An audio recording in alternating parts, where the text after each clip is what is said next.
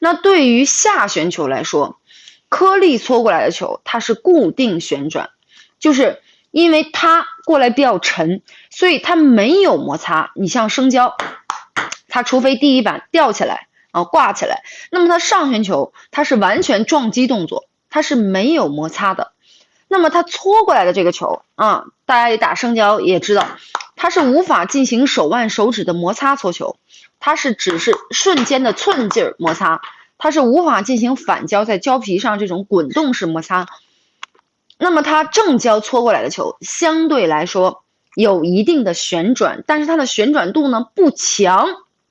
并且呢你看反胶球撞到这个反胶上，当你搓过去，它向前冲的力量呢比较充足。那如果是颗粒呢，球遇到颗粒之后，颗粒发生变化，对吧？发生这种向左向右的这个倾斜，然后这个球的速度会相应的有所缓冲，所以它搓球无论它是哪边颗粒，它搓过来的球速一定会慢于我们反胶搓的。所以很多人在抢这种颗粒过来打法的这种搓球，经常会拉球对不到点，原因就是如此我们的原因就是如此。颗粒呢经常对不到点，比如说来球之后这个球呢相对来说比较长，但是呢我们做好了动作一拉漏了或者是一拉出界，原因就在于你没有跟它对上节奏，颗粒搓过来的球速不快，对于反胶来说它不快，所以我们从引拍上从判断上我们要找好跟它对准的精准的节奏感，这样的话你的引拍才能够对上合力对上点。其次呢，像正胶搓过来的球，它的旋转度是小于反胶搓过来的，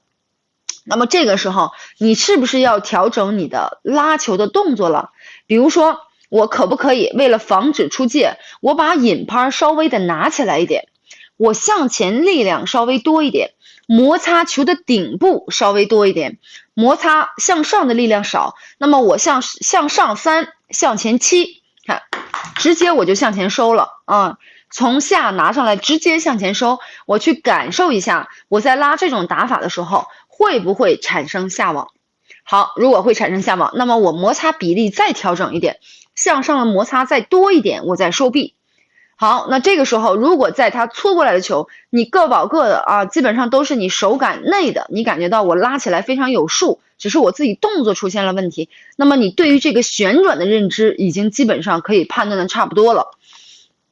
所以当正胶搓过来的球，第一我们要找准节奏，不要去这种抢着去拉，像我经常说我们的引拍必须得有制动不用去制动，我们跟随着它搓过来的节奏去做好引拍动作。第二呢，颗粒搓过来的球基本上它的旋转呢会偏弱一些，我们不用着急，我们直接向前摩擦的力量稍微偏多一点，向上的摩擦力量稍微少一点，来应付它过来的这个旋转性，不要因为它搓过来我们还在那儿感觉像下旋球一样不停的向上摩擦，摩擦比例一多，那么可能我们会直接拉出界。像正胶还好，像这种生胶特别明显，生胶是越搓越不转，越搓越不转，搓上2个回合你必然会出现这种半高必然会出现这种拉失误拉出界这种情况，那就证明它的颗粒旋转一点点在变化，而你却没有适应它的变化，而对它的这个颗粒的了解程度不够，所以你没有及时的调整你的动作而产生的失误，好吧？所以正胶它相对来说还是比较简单的，只要我们微调一点点就可以了。